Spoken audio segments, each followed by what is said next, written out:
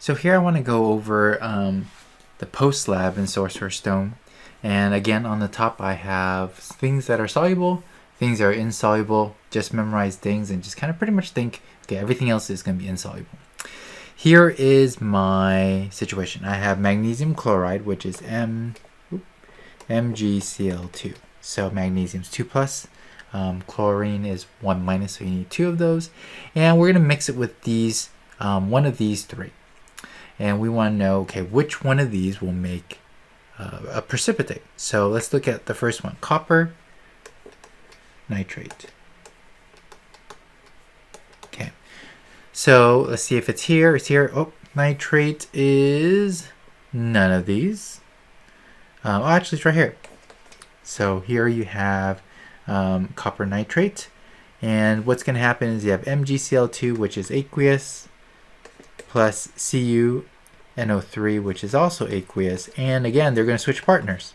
So magnesium is going to pair up with nitrate, NO3, and copper is going to pair up with chloride. Now when you do this, your question is it going to precipitate? Am I going to get a solid from it? Well, nitrate is soluble, so this is not going to precipitate out. Chloride isn't in any of these, so I'm going to assume no. So here we actually have everything that still should be aqueous, so this doesn't give us a precipitate. Let's try another one. So the next combination is magnesium chloride with sodium hydroxide. So MgCl2 aqueous plus NaOH, and they're going to switch partners. You have MgOH or H2 plus NaCl. Alright, here we go. NaCl is table salt. Hopefully in your head you already know table salt always dissolves in water. Hydroxide is one of the insoluble ones, so we're going to assume this is going to be solid, and if you Google it, it actually is. So you have aqueous solution, an aqueous solution, and then you have an aqueous solution. And this is a solid. Let's make sure we have everything balanced. We have 1 magnesium, 2 chlorides, 1 chloride. So I need to put a 2 here. Actually, let me do it more formally so you guys get it. So like I said, always save oxygen and hydrogen at the end, unless it's a polyatomic. In this case, it actually is a polyatomic, OH. So I'm going to try to keep them together. So I'm going to do magnesium, chloride, sodium, OH, and let's see if we get away with not splitting it up. Magnesium, I have 1, 1, so initially I'm good. Chlorine, I have 2 and 1, so I need to multiply by this by 2 to change this to 2. Now sodium, I have 1 here, I have 2 here, so I need to multiply this by 2.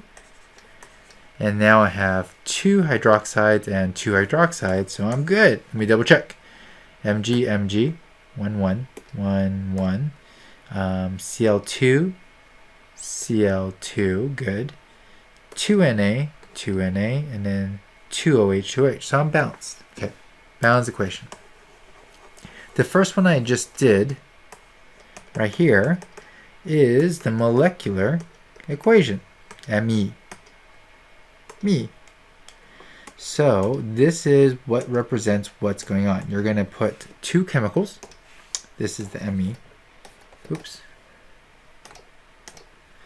Me. You have 2 solutions. You're going to mix them together. You're going to get precipitate, and then you're going to have sodium chloride still as an aqueous solution. But everything is together. You don't have any ions, and the only thing that's really different is the solid. Now in reality though, what's going to happen is when you put magnesium chloride into water, they're going to split in as ions. Right? Remember, this is an ionic compound, so Mg2 plus, Cl minus, and we have 2 of those, are going to float around in water. So once it's in water, they're going to float around. Same thing what happens with NaOH.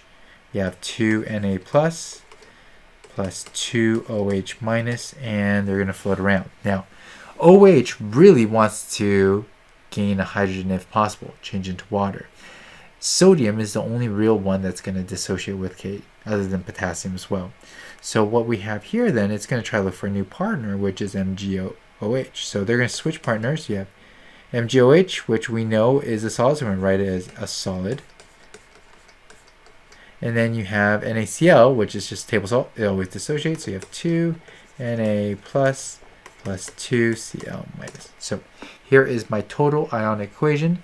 It's pretty much the same thing, but I'm taking every aqueous solution and breaking it up into its ions, whether it's a cation or an anion.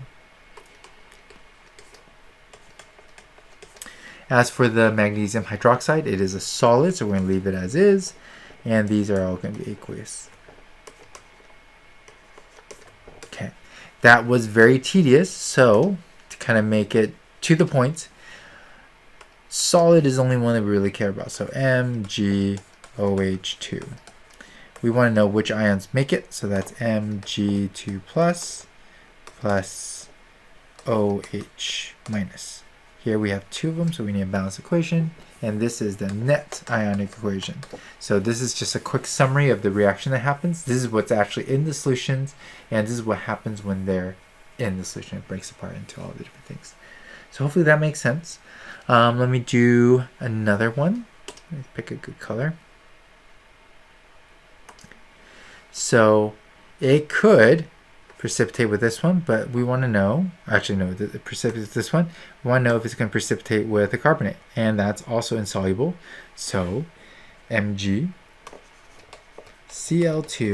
aqueous mixes with potassium carbonate, also aqueous, and they're going to switch partners.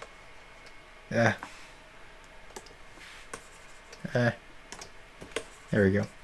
They're going to switch partners. So magnesium is no longer with chloride. It's going to now be with carbonate, magnesium carbonate. So, and then the other one that they're going to pair up with is potassium to pair up with chloride. And then there we have it. Make sure it's balanced. 2, 2, 2.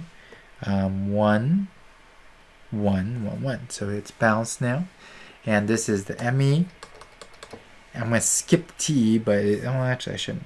So it'll be Mg2 plus 2Cl minus plus K2K plus CO3 2 minus yields MgCO3 solid plus 2 potassium plus 2 chlorides. So that's what the total ionic equation is. And then for the net ionic equation, you just get rid of the spectators. And what are the spectators? Well, spectators are the same before and after. So sodium. Is sodium in here? Oh, no. Let me make sure I got this right. Spectator. So potassium is not doing anything. It's on both sides. So here's the spectator. Chloride is also not doing anything. So on both sides. So this, if what I crossed out will actually be the net ionic equation. So hopefully that makes sense. That's kind of one with another example. Let me know if you have any questions.